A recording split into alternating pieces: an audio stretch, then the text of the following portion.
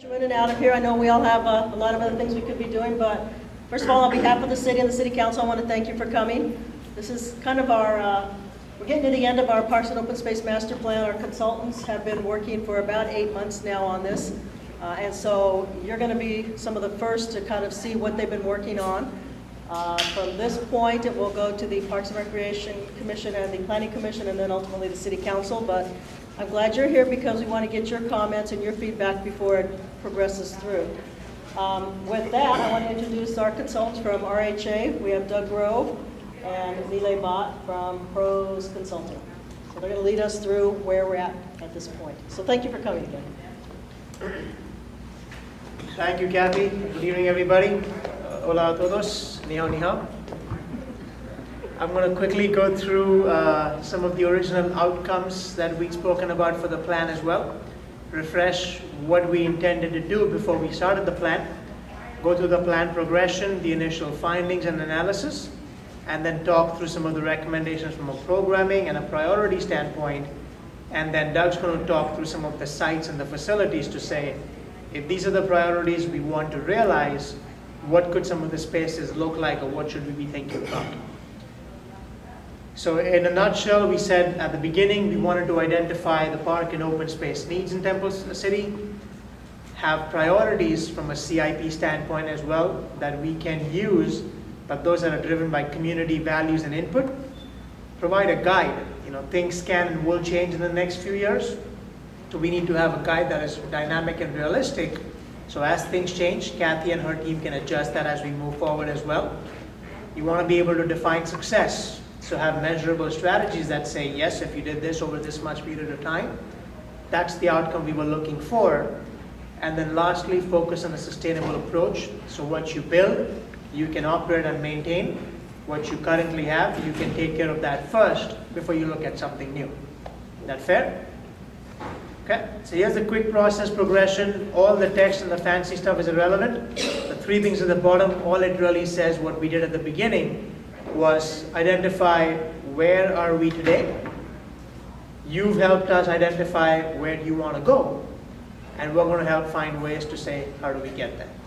So that in a nutshell was the entire plan that you really paid the consultants all this money for. See how simple this stuff is? So everything starts with the community input, right? At the beginning of the process, we said we don't have an outcome in mind. The process will determine the outcomes. We had, some of you attended the earlier meetings too. We had Mandarin speakers with us. We actually went out to the early morning Tai Chi groups to have on-site in-person interviews. We did online surveys as well, and all these focus group and public meetings with the chamber, with the city staff, with a number of you. So everything that we got from a subjective standpoint was pooled together to say, here's what you like. These are what the strengths, the opportunities, and your priorities are for Temple City Parks and Open Space. So some of the strengths, and in no particular order, but this is what we heard from the people. This is not our opinion. This is not necessarily a statement of fact. It's what we heard. So, as the saying goes, no matter how thin you slice the bread, it always has two sides. There are people who might say something is a strength, and in the very next slide you might see the exact same thing as an opportunity. Because for some people that's a strength, for others it's an opportunity. Again, all this is subjective, so it is merely the opinion, but it's your opinion and it's valued, which is why we have it here.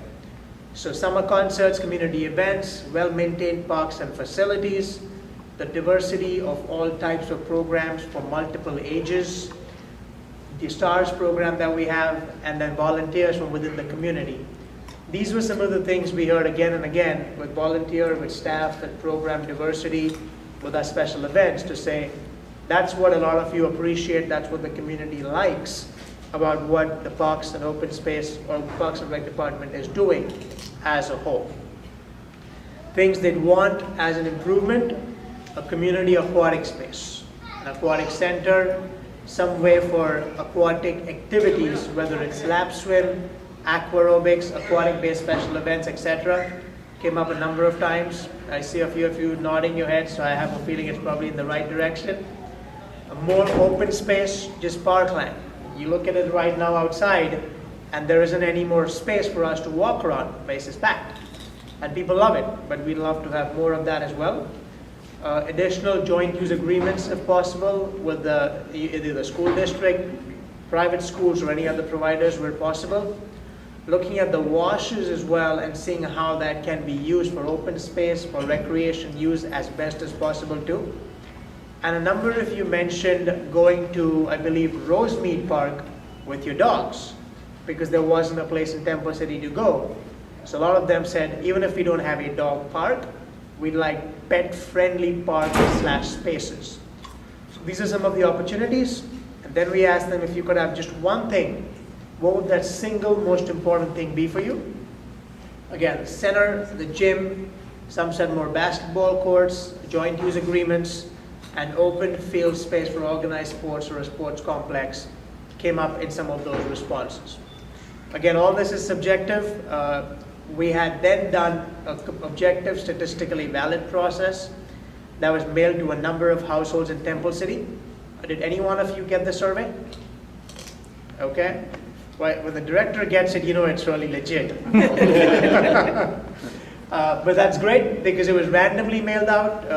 For those of you who did fill out, thank you very much. For those of you who didn't, shame on you.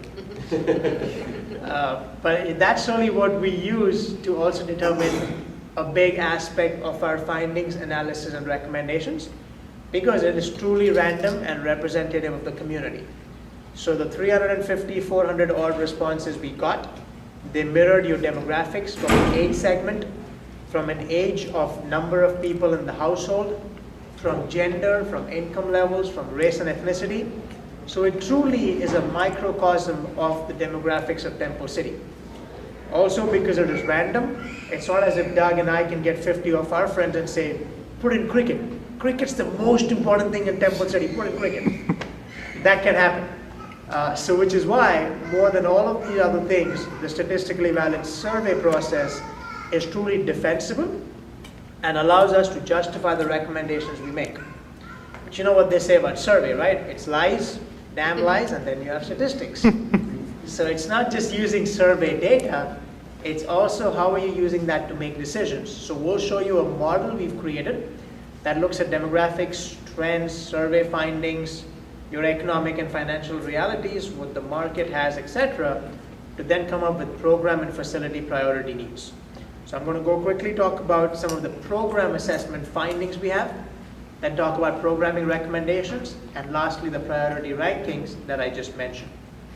Any thoughts, comments, questions so far? Are we all good? Okay, I mean this is only going to take about 3 hours more, so sit back and relax. We'll be done quickly. These are some of the programs that we assessed with the staff. We've created a program assessment template that looks at everything from the 8 segments the program targets, life cycles, how we promote it, volunteers, partners, customer feedback, promotions, financial performance metrics, and so on. So really looking at a program holistically from a 360-degree standpoint for all of these different areas. And some of the key findings that we saw are like this. There's really a very good diversity in program offerings. People have appreciated what's offered, what's with the special events as well, that was very highly rated. The program life cycles. So effectively a life cycle is where we've said, if a program is just starting and is brand new, has limited participation because it's brand new, that's a new program. It starts growing and becoming more popular, it's taking off. So it's new, introduction, takeoff, growth, mature, saturated, and decline. So really the 6 stages of a program life cycle, and we've had the staff put in all the programs that you currently offer in those 6 stages to say, how are we doing as a system?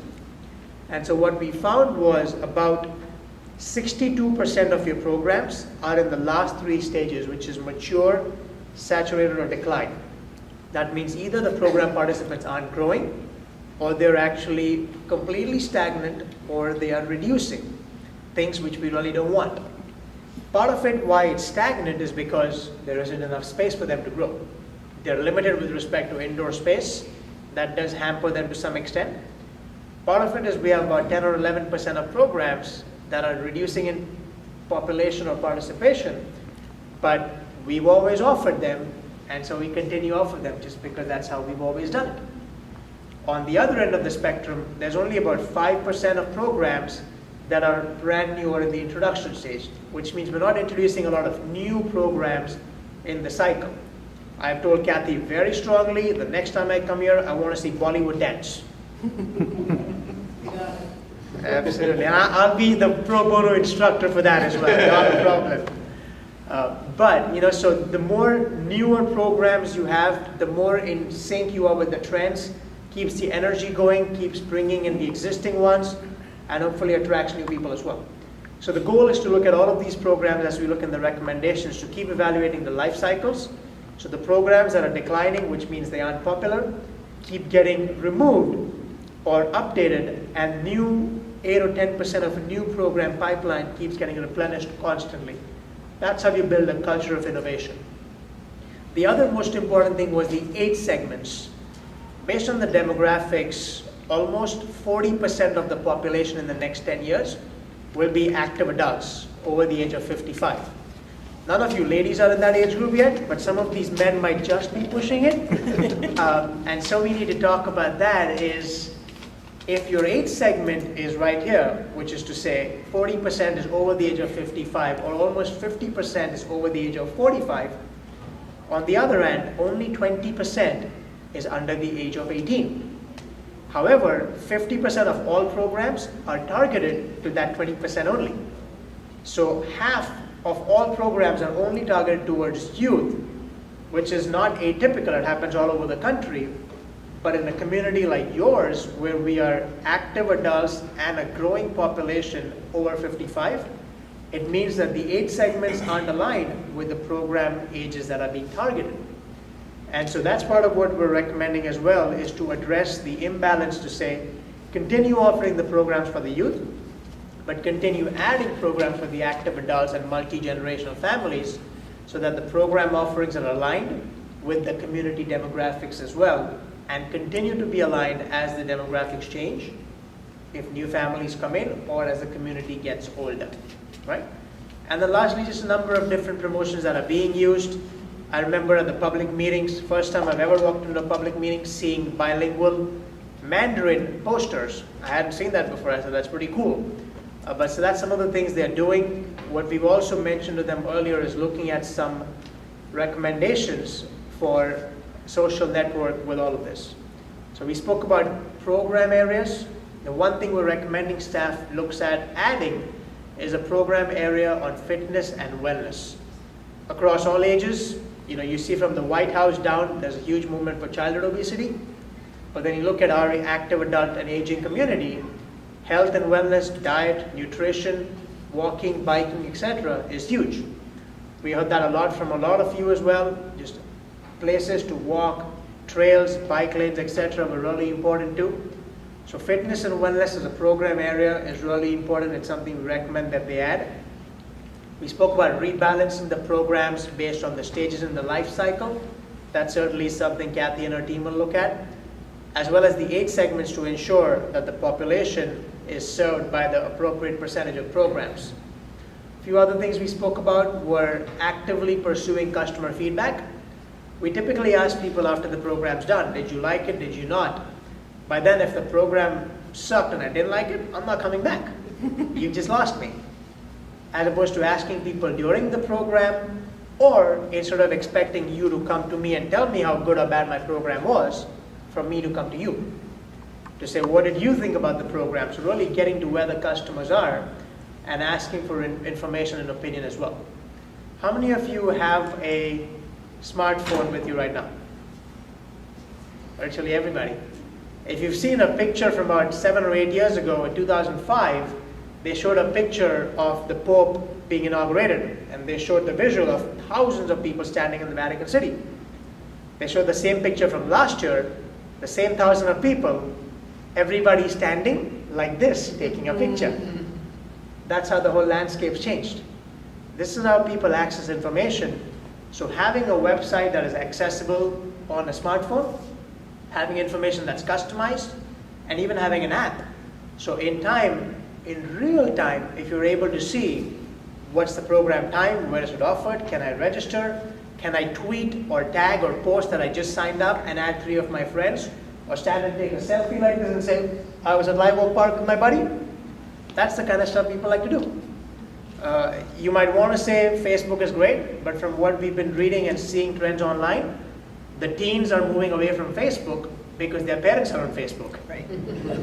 My mom wants to be my friend on Facebook. There's no way I want her being my friend. I don't want her questioning me, why'd you wear this for Halloween? I mean, come on. But that's what it is. Now imagine a 16-year-old, there's no way that's happening. They're moving to Instagram. More and more you see video and Vine, which is a 7-second Twitter-based video service that's also pretty popular. So in general, technology is going to keep changing. We've got to meet people where they are, especially with the younger audience. But in this case, everybody's got smartphones. All of you are smart people. We've got to meet you where you are as well. And so that's part of the recommendation with programming, is to look at apps, look at smartphone websites, even looking at multilingual marketing with social network. Anybody here use Weibo? Heard of Weibo? Okay. Weibo is the Twitter version for China. Renren, same thing. That's Facebook. Not very big here, but every college student that I know has a Facebook account here for his buddies in America, and has a Weibo or a Renren account for somebody that they talk to back home. Huge.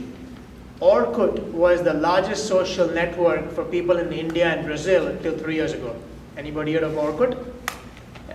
Huge. It's actually by Google, they shut it down. But so given a community as diverse as yours, it's important to look beyond the traditional English language social networks also to maximize outreach where we possibly can, especially from a programming standpoint. A number of you mentioned Wi-Fi in the park. Absolutely essential. Right now, I feel handicapped if I'm going to a hotel and I don't have Wi-Fi access. It's crippling.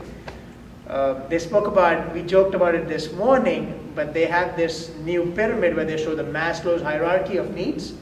Say food, shelter, clothing, self-actualization, blah, blah, blah. And somebody added a level below that says free Wi-Fi. That's how important that's become as well. So again, if you're getting people out there, getting Wi-Fi in the parks is another aspect we're recommending, and I know Kathy and her team is already working on that. So that's something that over time we will implement. And the volunteers, you all are great. Jerry right here, a perfect example of somebody selflessly giving his time. Taking pictures, making me look good online. Oh my God, it's so awesome. With all the videos and all that. But so there is an element of volunteerism in the community, which is great. That's something we want to continue. And so Volunteer Match is an example of such a website that allows you to post volunteer opportunities. And you as users or community members can sign up and say, yes, I want to volunteer for that. Yes, I want to share this and have 4 other people join me here. Or no, I don't want to do that. And that's fine. So that's an idea. So these are some of the overall program-based recommendations. We'll now talk about the priority rankings for program and facilities, and then Doug will talk about facility-specific recommendations as well.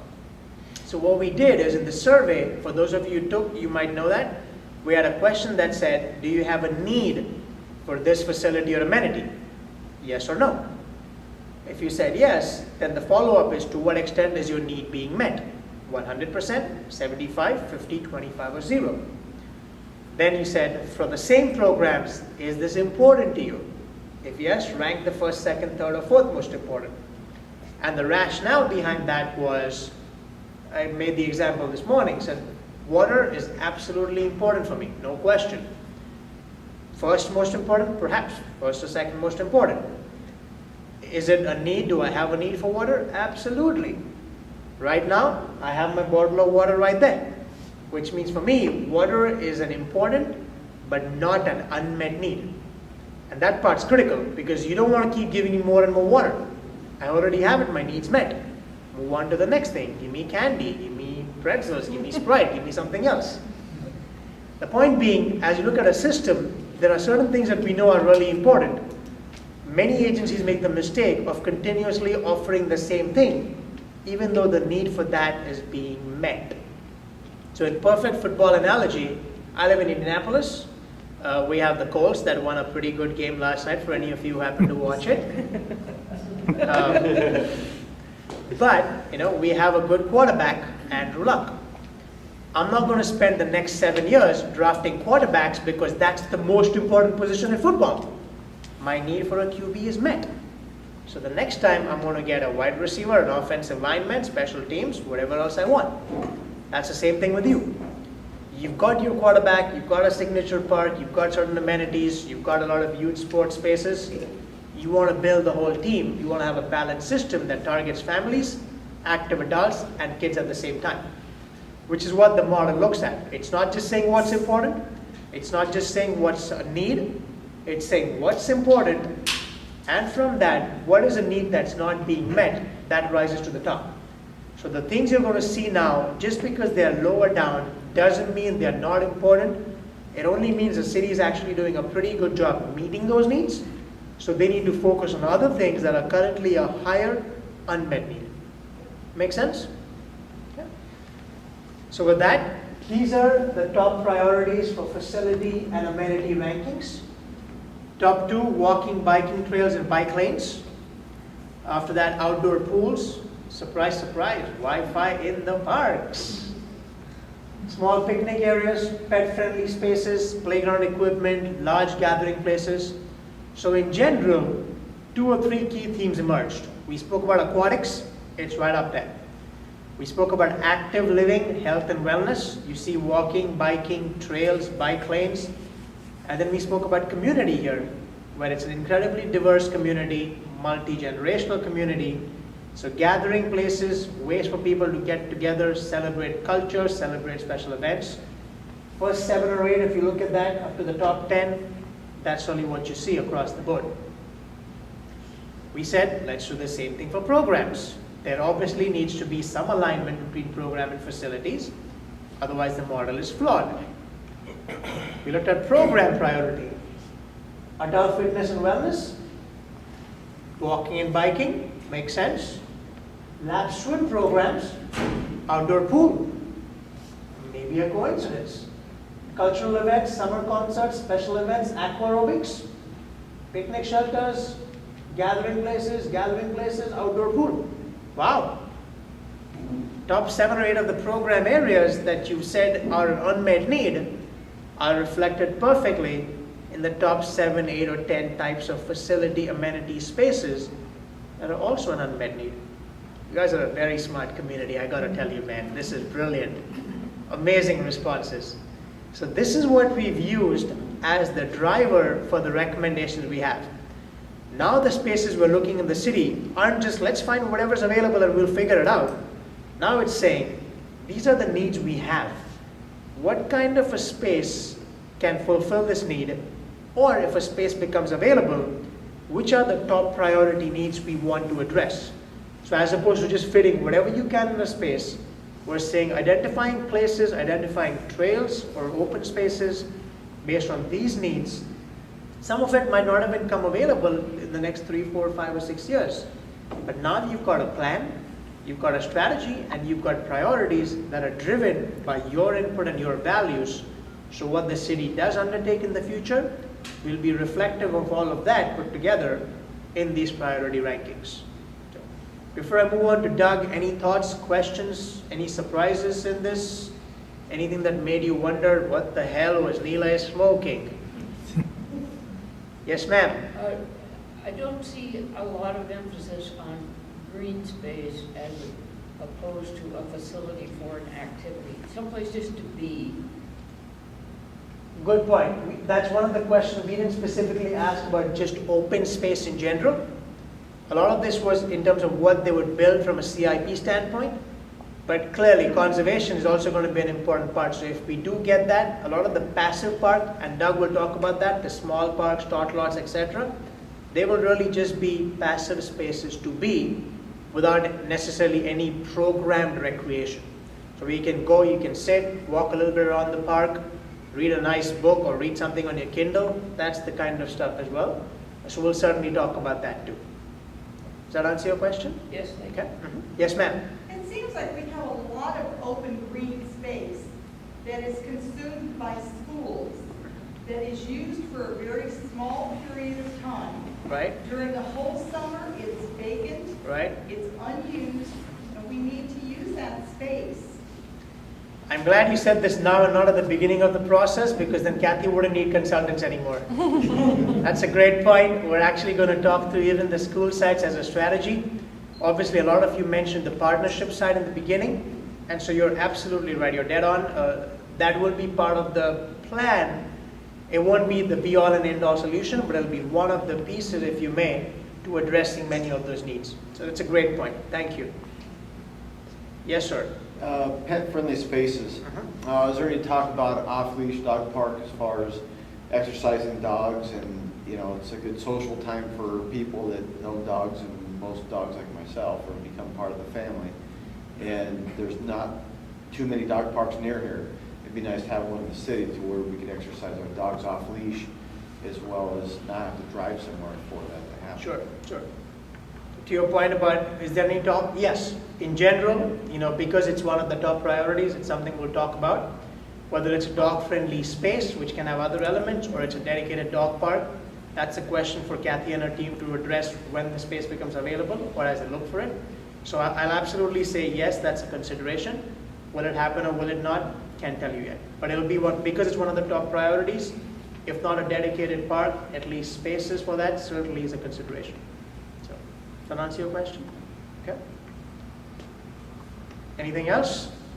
All right, I'll turn it over to you. Right. I'm going to sit down because I have to walk you through the map. But the next step, actually, not step down yet. Our part of the project, obviously, Neela's component is the survey, finding out what the needs are. What our job is we look at the, there you go, perfect, thank you. At the existing parks that are in the city, which obviously the red dots are the existing parks in the city boundaries in yellow. But we also kind of took a look, and in the survey you'll see about the parks that are outside the city limits. As we started to look at this overall plan, we realized there's probably people that live right here in the city, they probably go over here and use this park and don't even realize maybe it's not a Temple City park. They just go use it because I think that's Baldwin Soccer Park.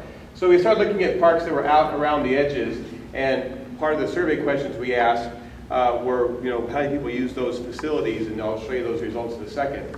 So that was the idea of this. We then looked at, obviously, the two parks that you have, and did a thorough analysis, breakdown of everything that's in the park. So it's all coded, this will be in the master plan. It kind of gives you an assessment of what you have right now. We did this for Live Oak Park, we also did it for Temple City Park, identifying down to the benches, trash cans, drinking fountains, everything is there, so you have a good inventory of what's already in place. So as we look at some of these needs that are coming up in the needs assessment, we can see, well, how can some of those be met with what you already have, and what do we need to go out beyond these parks to satisfy. I don't expect you to look at all these numbers, but this is just to show you, this is the matrix that'll be in the plan that looks at, we looked at parks, the two parks in the city, we looked at the schools, and I'll show you on the maps here in a second how we did that. But here's all the schools from Temple City High School, elementary schools, and then there's 3 or 4 private schools, St. Luke's, I can't read them, I have terrible on this. So, Golden Woods Baptist Church, we'll go through those in the maps. But the idea being, we wanted to look at those and see what facilities they had. Did they have basketball courts? Did they have open turf area? Did they have tennis? Did they have any? And so all of those are calculated here in the schools. So we have those totals right along here. We add those totals into the ones that the city has in the parks, and we get a total for all those facilities that are that you could use at various times of the day. Obviously, the schools are in use, you can't use them, but at the times that they're not in use, why can't someone go play tennis, or why can't someone use the open turf area? So that chart, to not beat it to death, but that's a very detailed analysis of what is in what you have currently right today that you could use without doing any improvements other than just working with the districts or working with the schools to come up with an agreement. I'm now going to go in here to where we have all the mapping. So I'm going to sit down and do this. We'll get into, oops. Why won't it end?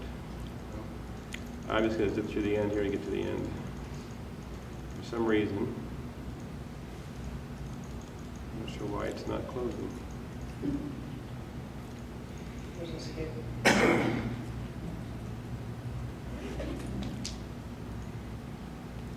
Oh, great. Well, I apologize. It was working before I started, and now I'm not sure why it's not working. Do Alt-Tab. Huh? Alt-Tab. Alt-Tab? Let me see. That's why I have Neely, right there. For that very reason, amongst a lot of other things. The invoice is on the way. Yeah, you can try to do that. What we've done is, this is a Google Earth map that you can all look at on your computer of the city. Everything is not in blue is in the city limits. And we've looked at mapping everything that we've come up with as far as potential open space or trails in this map. So I'm going to walk you through some of those so you can see how these things play out. The first thing we looked at was trails. Obviously, number one priority in all of the programs and in the site analysis and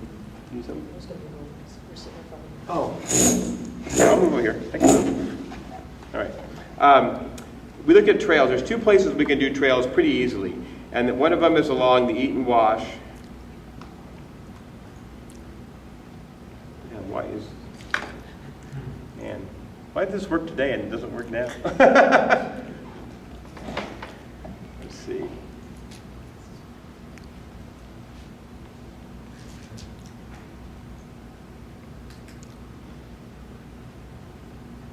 Okay. Let me close this out and we'll get there.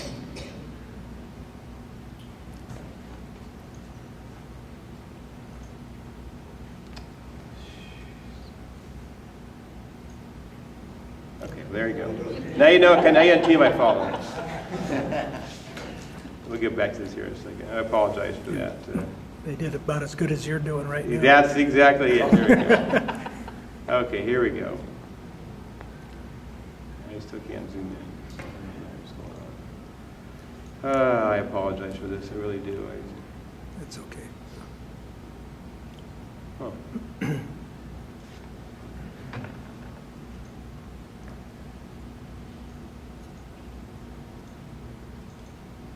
We'll do it that way. We looked at trails along the Eaton Wash. Obviously, that's something that the county is already looking at. Oh, there we go. Why is it reversed? Okay, maybe that's from. This is really, I'm sorry, this is really messing me up here.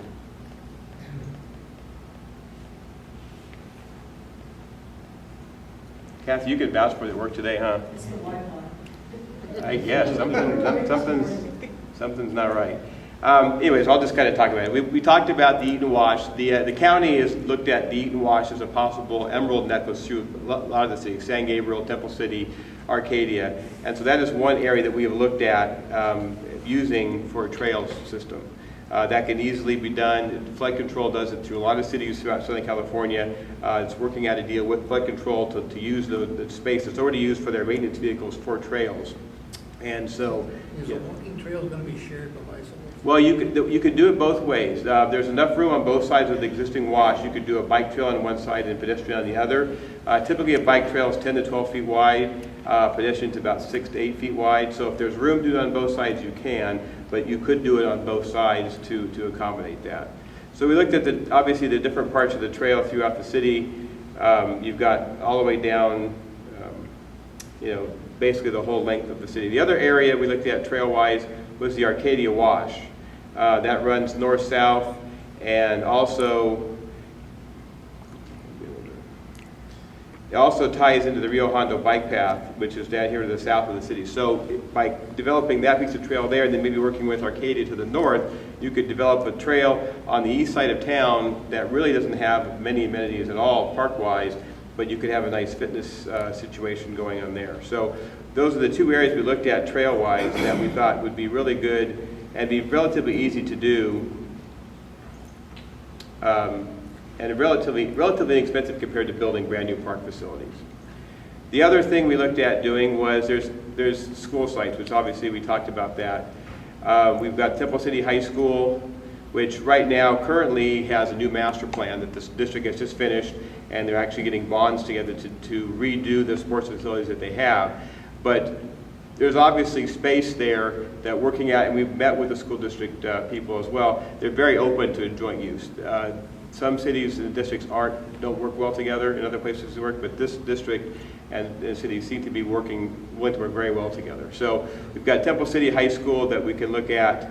We've got Oak Avenue School, which is right here next to that. We've got a large space there. You know, that's almost 3.5 acres of just pretty much open turf area that no one's using when school's not in place.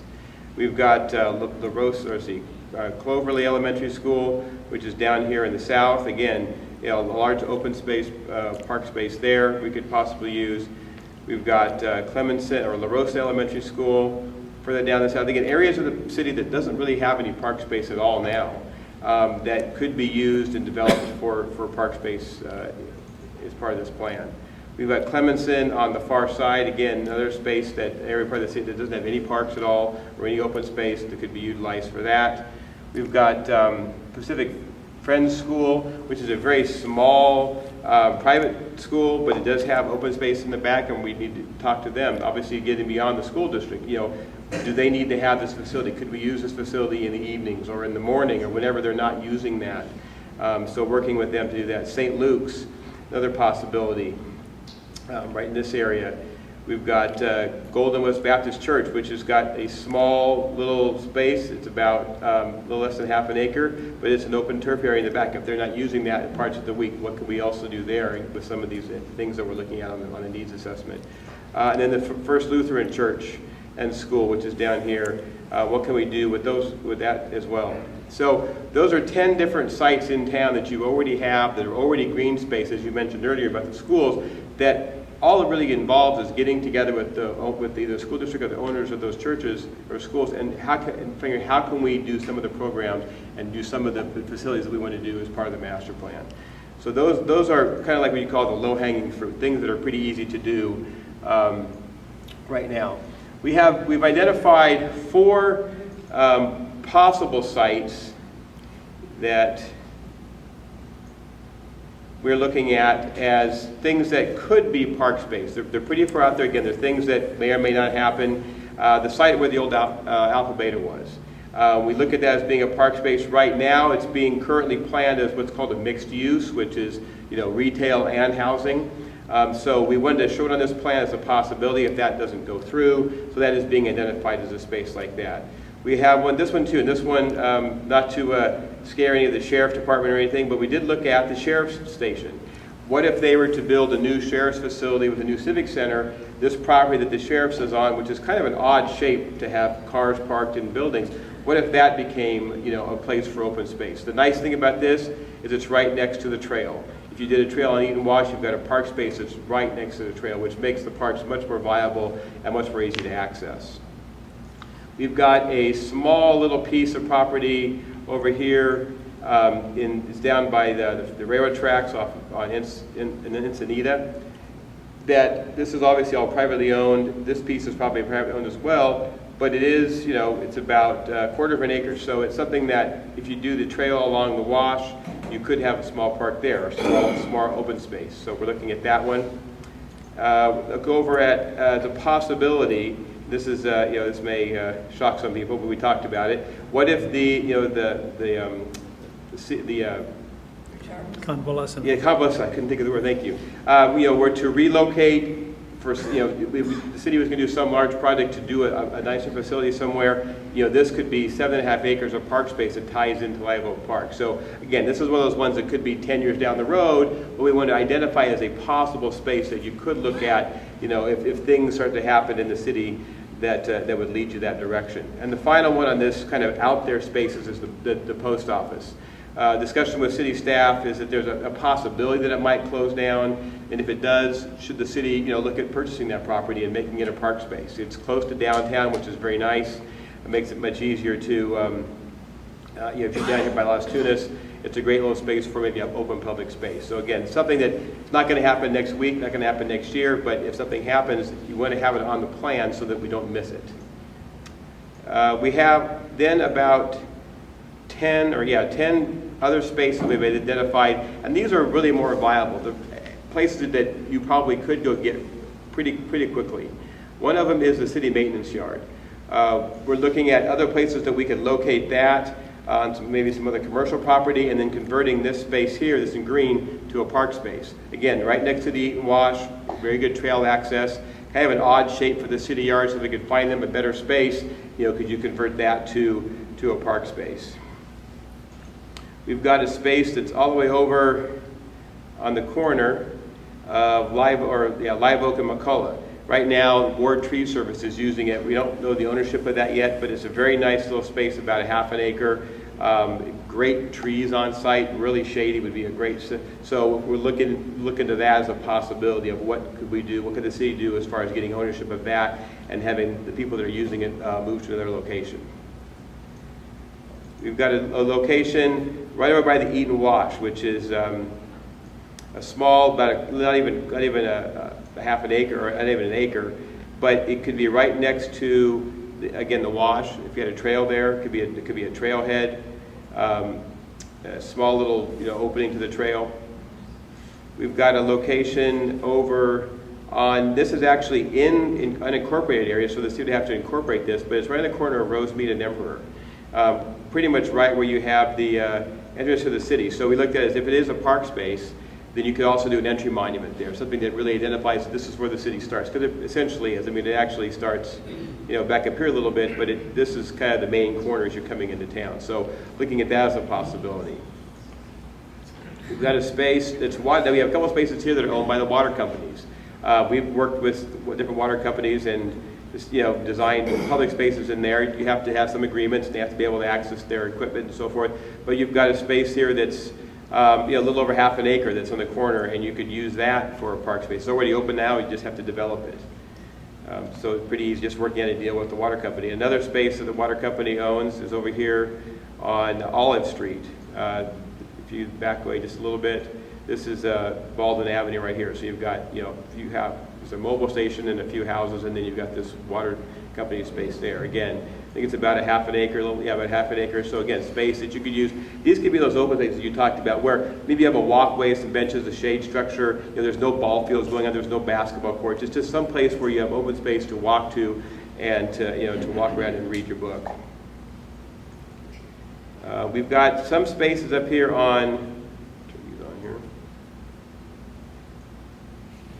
These are interesting spaces. This is the Alpha Beta space we talked about earlier. This is the city parking lot, which the city owns. This is a parcel that they do already own, residential, and this is the property that they're looking at obtaining. So if you were to combine all those three spaces, you end up with a total of about, I think it was a little over about an acre and a half of space, really close to downtown, close to the parking areas, close to a mixed-use space. So again, that's just two spaces the city owns, one space looking at buying. Gives you a really good opportunity there for open space as well. Another big one here, and this is something that we're looking at.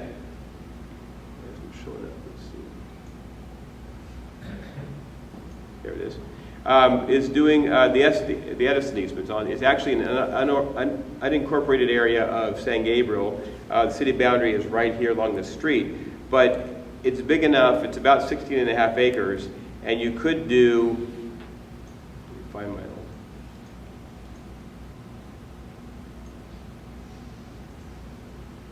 If you zoom in here, you'll see I've laid over,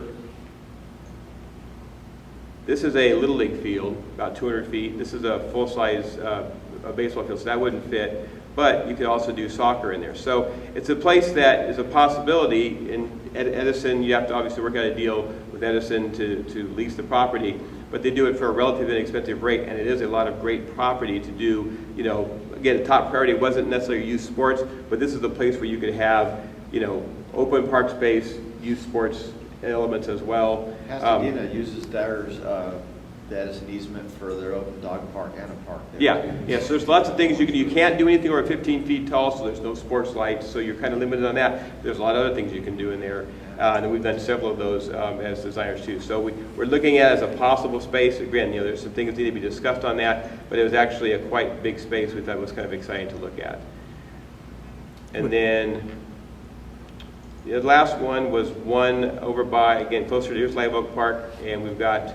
Zooming into, it's on Halifax. It's again water company property. It's about a little less than half an acre. It could be used, again, we work with the water company to get a nice park space there, nice open space that would be relatively easy to build. The last thing we're going to talk about is parking conversions. There's a couple ideas we had. You've got a great opportunity downtown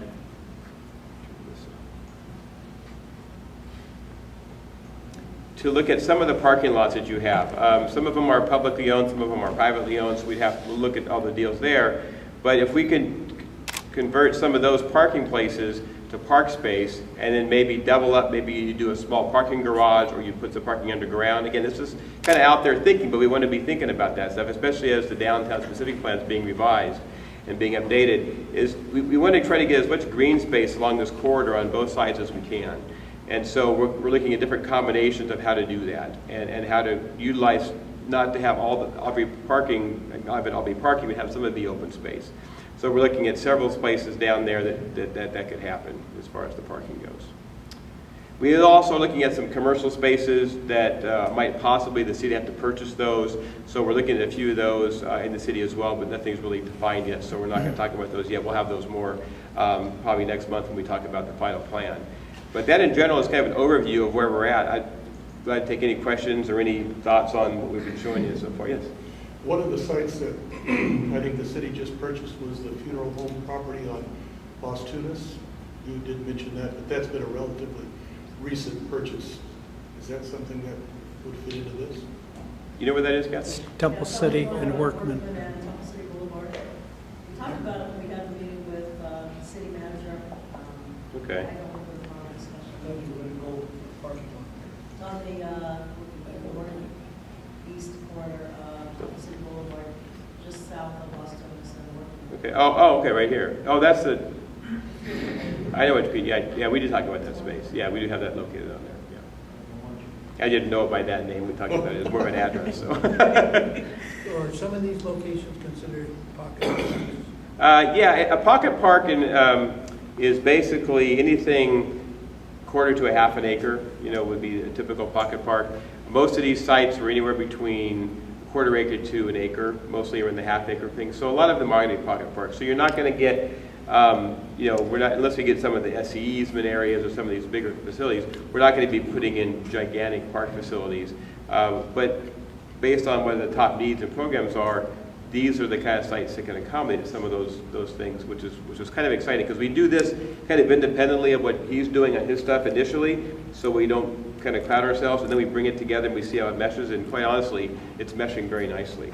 Very nicely, so, yes. One thing you could really exploit that's already in this, you probably have already noticed, but the Eden Canyon, if you come back out on the maps, the trails on the washes, you could link that down into El Monte where the metro stations are. Right. The Metro Link, you could then ride your bike down the trail to the Metro Link station for commuting to work, which better than riding through the city on a bike. You have a lot of opportunity now to commute via bicycle to the Metro Link station. Well, you have, like I said earlier, you have the Rio Hondo bike path, which is down here along the Rio Hondo. It links right to it, yeah. And so developing these things. The nice thing about the Eden Wash one is the county already has plans to do things with that. So there may be a way to, match funds or do something with the county where the city doesn't have to pay for everything because the county is trying to incorporate this into their overall plan. So it's a real exciting thing.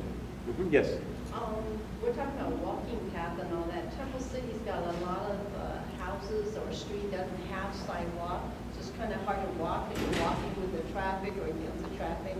Are anything going to be done about so we can at least walk around the neighborhood? Well, one of the things we came up on the thing was bike lanes. I know the city has a bicycle master plan that they're looking at doing a lot of striping and things in the city. As far as building sidewalks, I don't know that would be something that would be totally different. But in turn, you just walk on the street. Yeah, but if you were going to do a bike lane, there's a possibility they could put maybe a pedestrian area for you to walk there as well. So I was going with that. So. Yes. Did you mention park on top of parking spaces? So like you take the Kmart Shopping Center or the Ross Restaurant or whatever the thing is over in the corner, Mm-hmm. and you take that parking space and then cover it, and the top layer then becomes a park? You could do that. I didn't mention that, but you could do that. Again, that's a pretty costly thing, but it can be done. I mean, at UCLA, they have a soccer field on top of their parking garage. So it is done on a regular basis. What we were looking at is more down the main corridor there in Las Tunas was to have, use some of the parking areas as kind of a green space behind the building so that people could park and then walk through some nice, pedestrian plazas and some green space to get to the stores and get to the shops. And it would be nice if you had markers on, like, inside level parking, maybe you do that I don't know about, that marks a quarter mile, so that if people are trying to walk a mile, they can see the quarter marks. Yeah, that's a great idea. That's a great idea. There's a question over here. Someone had their hand up. I'll go over here and then I'll go back. We did identify quite a few locations for open space. Have you looked at prioritization? Which ones you would look up to be practical for early opening or behind schools? Say the last part again. Someone coughed. To prioritize which one is more feasible. Yes. Oh, yes. In the short term, and did you identify those after school? Yeah, the next step in this plan, where we're at right now, is we've just completed the survey. We know what the needs are. We've done kind of we call what is every possible space we could use for open space. Now we take what the needs are and we take what spaces we have and we start putting numbers to those and what would it cost for the city to buy this and what would it cost to develop this site. And what you'll end up with at the end is an action plan that will be, year one we're going to do these things, year two is going to be this. So some of these things, the SCEs, it may be year 5. I mean, who knows what it takes to get that. But, the Eat and Wash Trail could be year 1 or 2 because that's something that could be relatively, but we'll put cost to all those and prioritize that so that there's something that the city knows they can accomplish the first year, through the next 20 years. Does that answer your question? Okay, great. So the priorities and like the parks that are probably going to be, that we might see sooner rather than later in the future, those kind of priorities and lists will be made until all of the costs and everything have been settled out. Yeah, correct. Yeah, well, that'll be, when you come, November 12th is going to be a joint Parks and Rec Commission and Planning Commission. What time is it at? 6 or 7? 7. So 7 to about 9. We're going to be talking about a lot of that stuff because over the next 2.5 weeks we're going to work on developing the priorities and the costs to how all that can be done. Yes? Who's going to do the planning of what actually goes into the space, like the landscaping and the circle? As part of this plan that we're doing now, we will describe what elements would go in there, but we're not really going to design what happens in there. We would say you're going to have picnic shelters and trails and so forth in there. And then the next step was if the city decides to move forward to develop that site, then they would hire a consultant to come in and design the facility to build that. So that's that is outside of your scope, right? It's outside of our scope. We would tell them what's going to go in, how much it's probably going to cost to build those facilities, but we wouldn't actually design that space. That would be the next step. So. We'd love for it to be inside our scope down the road. Yeah, it could be in my scope later. Outside our scope, that's all. You had a question in the back? Well, as an add-on to her question, do you know if it's more expensive to build park space above ground, like at the second story, or to build parking underground? This is in relation to the city-owned parking spaces right behind Las Tunas. Behind which? Behind Las Tunas Boulevard. Oh, okay, yeah. It depends. I mean, the parking garage, and with the size of the space you have, going underground is probably easier because you don't have, because of the way the zoning is and the way the space you have works out. As far as cost-wise, we'll look at that. I don't really know which is going to be cheaper. I would imagine at this point in time, going underground is probably a little cheaper, but we don't know. We'll look at that before we come back in a couple of weeks. Unless you have thoughts on that. Maybe yes, You mentioned that in a month, the final report. Does that mean you're going to be talking to the county saying yes or no, we could have that space to have this nice long park there? Or yes or no, you're going to know from all the schools if we can use their sites, or the churches we can use their sites? Or yes or no, we can use the county wash to, I mean, is that all going to happen in a month? In December 3rd is the final presentation to council, so by that time we'll have some good ideas on whether those things can be done. By November 12th, probably not all of it will be fleshed out. Some of it will be, but not everything. And all the relocating the yard, or relocating the sheriff's station, or, I I mean, to me, I'm hearing millions of dollars relocating the sheriff's station. And I know they're discussing the whole civic center and Right. possibly redoing that.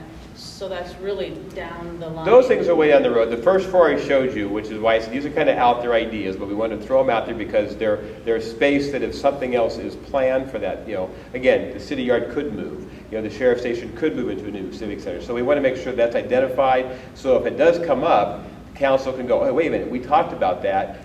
Our plan says to do this, so it's there in place. It could be 10 years, it could be 20 years for those things. But we want to make sure they're on that so they don't get missed. There's a section, there's an area down here, which is a good example of this.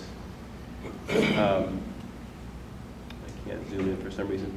Along the south edge, there's an area where it could have been a really nice linear park. 84 homes were going to go in there. It had been discussed by different planning commissions and council, and let's buy that. But there was really no plan in place to decide, well, does it make sense to buy that? Why would we want to? Well, now, if that came up, we would say, yes, that would be a great park space. So now they can say, hey, we should go buy that. So that's the idea, is we're trying to get properties that, yeah, it may be 10 years, but if it does come up, we know what should go there, because our plan talks about it.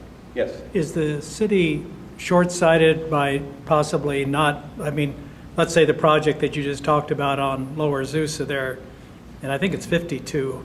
I was told 84, but it could be, yeah. But can they require them to have a certain amount of open park space in their project?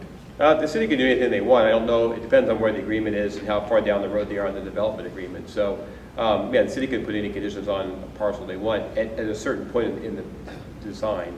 If it's already developed and approved, then they can't do much at this point. So, The county area off of Encinita near La Rosa, if you span the wash, it'd probably make a nice little park there, but it's pretty close to Rosemead Park. Rosemead Park is a pretty good park, walking trails, and it's nice, and they've really done a great work there with the pool and everything like that. So knowing what you know about Temple City here, Temple City Park, if you had one piece of optimal space in Temple City, where would you put that park?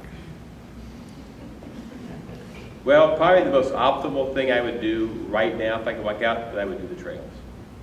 That would be number one on my list. Okay. Because I know from designing trails, they're relatively inexpensive compared to building a park. I mean, there is some cost there, obviously. But the value you get out of those, especially with the needs you have or being identified, it's a thing you could really achieve a great piece of open space without spending, $10 million, so to speak. Yeah. As far as a great park space, I would really look at the water company spaces. I think those spaces really are something that should be relatively easy to do. I mean, I'm not even counting the schools. Those are already in place. I think that's already a done deal. But those would be the two things I'd look at. The Edison easement is a great idea. You have nurseries there, depending what their leases are, how long their lease is good, whether they want to leave. I mean, there's a lot of things that could factor into that. So I wouldn't really look at that. But how much blowback would you get from citizenry when they know that their kids are playing underneath high-tension power lines? It happens all over Southern California, so I'm sure we would get people that would be concerned about it, but there's a lot of cities that we work in that have parks under all of those wires, and it hasn't been an issue. I mean, that's just what we would cite that. Gotcha. So, Thank you. yes. Go ahead. Now, is your plan, when your plan comes out, will it also factor in the cost, the life cycle cost of maintaining what you build and everything? Yeah, you'll have a maintenance cost factored, right, yearly maintenance cost factored in there. Because I assume that there's going to be a fixed cost continually for the trails. Yeah, and everything has, I mean, obviously a Live Oak Park maintenance cost is a lot more than the trail would be, so there is different factors, but yes, they will include that, so. Yeah. If you put a trail in Eaton Wash, how do you cross the main streets? I mean, cross Rosemead, cross Live Oak, cross Las Tunas, how do you cross? Do you build something? You'd have to, you could build something over it, but that would be pretty expensive. Yeah. The typical thing is to have a crosswalk there, and we do things with the paving that you obviously have a stoplight that people have to stop at if someone gets to that cross area. So you could do a bridge, but that would be pretty costly. Just got to be poured on one side or the other. Anything else? Mostly it's already go underneath anyways. There's already, like a trail on both sides of the wash. Right. And intact as it is now. They drive maintenance trucks. Exactly. I see squares. I mean, you could totally have a whole bike lane across Longden, across Rosemead. It's a good run. You could run it, bike it. Mhm.